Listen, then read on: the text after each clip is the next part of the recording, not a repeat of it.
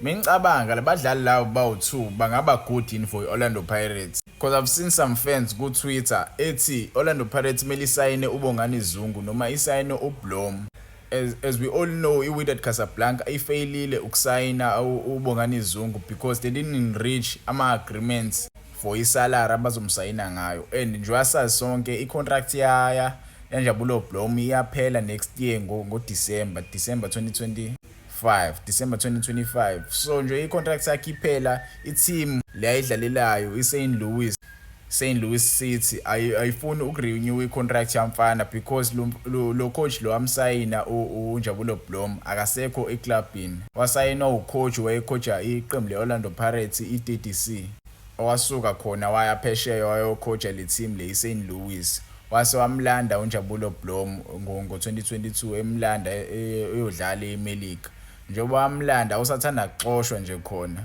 Njengoba bemxoshile uNjabulo Blom ube necala benalo waphuma egemini engawalaleli ama-instructions coach, so bamnika suspension. Ngizwa ngathi team ayifuni ukurenew i-contract yakhe. Njengoba nje bengayirenew i-contract yakhe, there are fans ku Twitter abathi Orlando Pirates mele isayine one of the two midfielders. Mina ngokwami angiboni ku-right Orlando Pirates uthi ngasayina uBongani Zungu.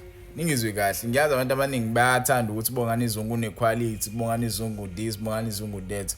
uBongani Zungu that angifuni uqamba, uBongani Zungu unayo i-quality, waya kodlala phesheya, wayidlalela i-Sundowns, but angithandi ukuthi Orlando Pirates isayine abadlali asebengenayo iveli. uBongani Zungu umdala manje. uBongani Zungu it's hard to play him because akanayo like i-fitness, yabo.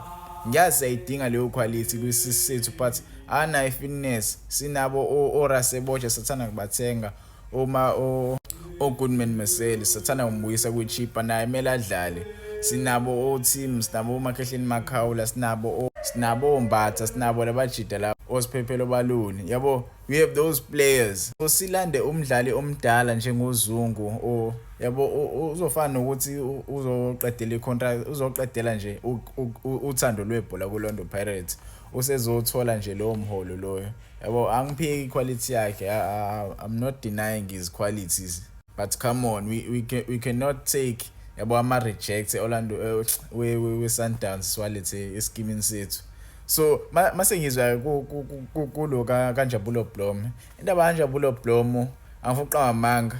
Mina ezumlandeli weOrlando Pirates ngamthatha uBlom, yawo nje Orlando Pirates mase yenze imizamo ukuthi imlando uBlom, ngajabula ukuthatha uBlom because uBlom uyalazi ibhola mfethu uBlom, yabo.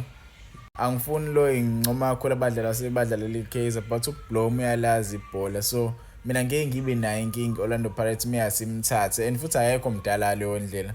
So amase simthathe angabi lo mdlali loyo usinikeza leyo mfutho loyo, because futhi wala eSouth Africa mhlawumbe athola ithuba lokuthi aphinde adlalele iBafana mase kuOrlando Pirates, because njengoba ingarenew nje i-contract yakhe ngenzeka abuyele kwiKaizer, and maybe ule kwiKaizer ama-chances mancane ukuthi abuyele kwi-squad futhi, because most abadlali beKaizer balandwa. So ngajabula mase Orlando Pirates imlande, izomfaka kulesa scheme lesisethu. Noma ingamlandanga this season, imlande noma this next season, because ngenze koMakhehleni Makhawula bazobe sebehambile beno team futhi because ama-contracts abo ayaphela next season. So angazi neyamabhani yanibona kunjani. Ngibona iOrlando Pirates ingazama ukusayina lo mjida lo Bongani Zungu njoba iWydad Casablanca engamsayinanga, noma sisayine uNjabulo Blom, noma iKaizer nje imeli basayine labo bawu2. Nibona kunjani?